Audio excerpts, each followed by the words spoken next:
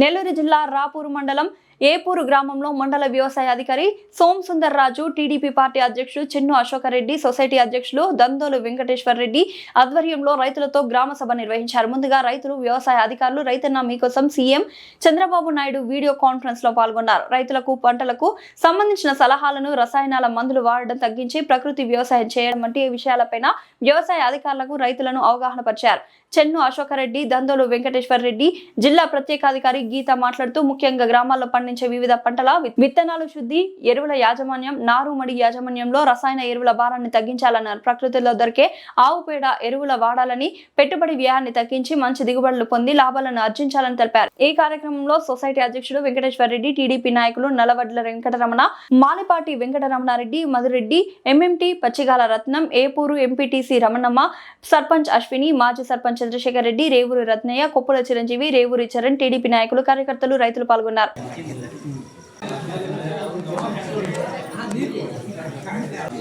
అందరికీ నమస్కారం అండి.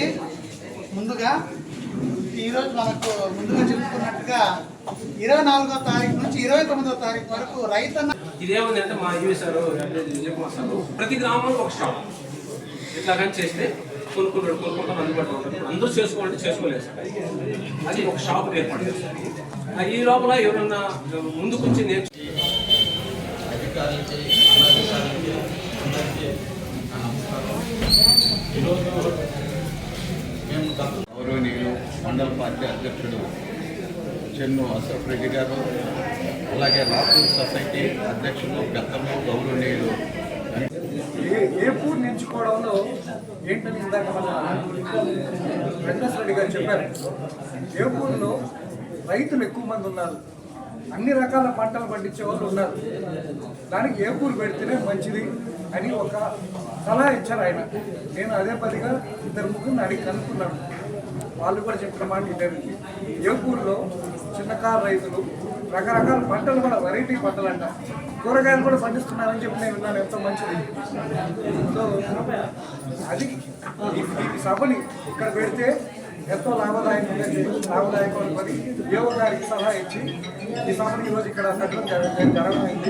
ఇది మన ముఖ్యమంత్రి వారు నారా చంద్రబాబు నాయుడు ఎంతో ప్రతిష్టాత్మకంగా సూపర్ సిక్స్ పథకంలో భాగంగా ఈరోజు ఈ గ్రామ సభను జరపడం జరుగుతుంది.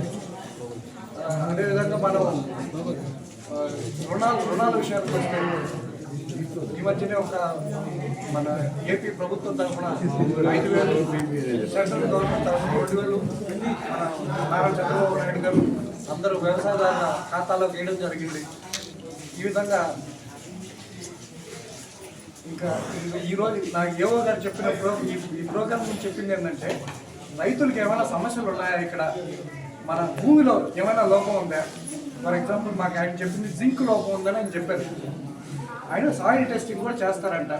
మీరు దీన్ని సద్వినియోగం చేసుకొని ఏం పంటలు పండిస్తున్నారు, ఆ పంటలని ఎలా అభివృద్ధి చేయాలి, దానికి ఏ రసాయనాలు కావాలి, దాని మీద అధ్యయనం చేసి ఆయన మీకు సలహాలు ఇస్తారు. దీన్ని సద్వినియోగం చేసుకోవాల్సిందిగా అందరు రైతులు మేము గతంలో బాబు షూరిటీ భవిష్యత్తు గ్యారంటీ అనేటప్పుడు ఈ గ్రామానికి వచ్చి ఒక కార్డు ఇచ్చాం. మా గవర్నమెంట్ వస్తే, కూటమి గవర్నమెంట్ వస్తే ఏమేమి ఇస్తారని చెప్పి ఒక కార్డు ఇచ్చాం. అది సూపర్ 6. ఆ సూపర్ 6 భాగంలోనే ఈరోజు రైతన్న మీకోసం మేము మీ గ్రామానికి వచ్చాము.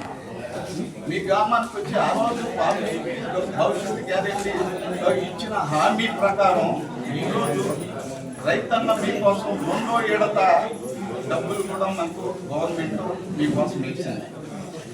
ఎందుకంటే మనకు గవర్నమెంట్లో డబ్బులు ఉన్నా లేకపోయినా మన గౌరవ ముఖ్యమంత్రి నారా చంద్రబాబు నాయుడు గారు ప్రజలకి ఒక హామీ ఇచ్చాము. ఆ హామీ నెరవేర్చుకోవడం కోసం ఎంతైనా కష్టపడాలనే ఒక ఉద్దేశంతో మన గవర్నమెంట్లో డబ్బులు ఉన్నా లేకపోయినా మనకు ఇచ్చిన సూపర్ 6లో హామీ పత్రం ఒకటైన రైతన్న మీకోసం 2వ విడత డబ్బులు కూడా వేశారు.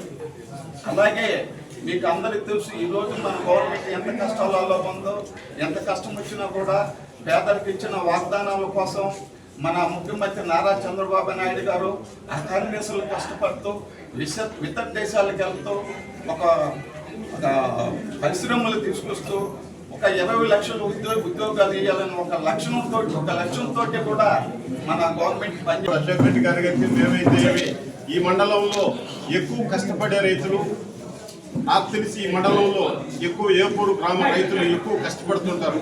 ఆడవాళ్ళు అయితే మగవాళ్ళు అయితే కూడా అన్ని గ్రామాల్లో కూడా ఎక్కువ కష్టపడి పనిచేస్తుంటారు. అట్లాంటి గ్రామంలో మన గ్రామ సభ అనేది పెడితే ఆ రైతులు కూడా ఉపయోగపడుతుంది. పాడి పరిశ్రమలు అయితే, కూరగాయలు అయితే, వరి పంటలు అయితే అన్నింటిలో కూడా ఉపయోగపడే విధంగా ఉంటుందని చెప్పని మేము కూడా యువ గారికి తెలియజేయడం జరిగింది.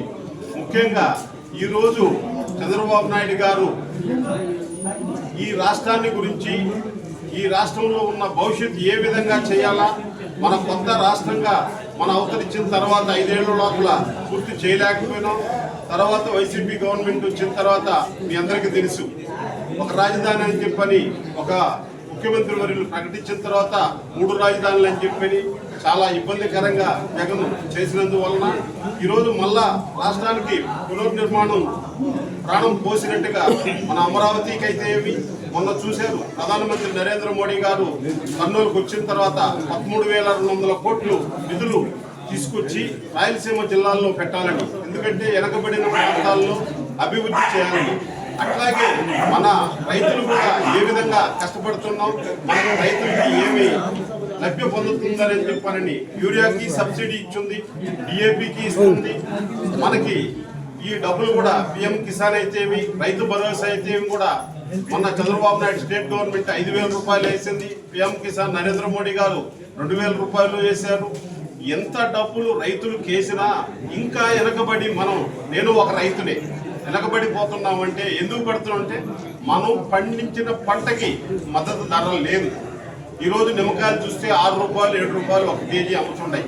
గూడూరుకి వేసుకొని పోతే 200 రూపాయలు, ఒకటికి 50 కేజీ కాయలు కోస్తే 200 రూపాయలు ఎడుపులు ఇస్తున్నాం. ఒక బస్తాకు 100 రూపాయలు బాడుగు ఇస్తే గూడూరు చేస్తున్నాయి. దీనివల్ల మనకి మద్దతు ధర ఇచ్చేసేది లేకుండా మాకు మద్దతు ధరలో రైతులకి అందరికీ కూడా ఈ రాష్ట్ర వ్యాప్తంగా పండించే ప్రతి పంటకి ఈ రైతు మద్దతు ధరగా తెలియజేసి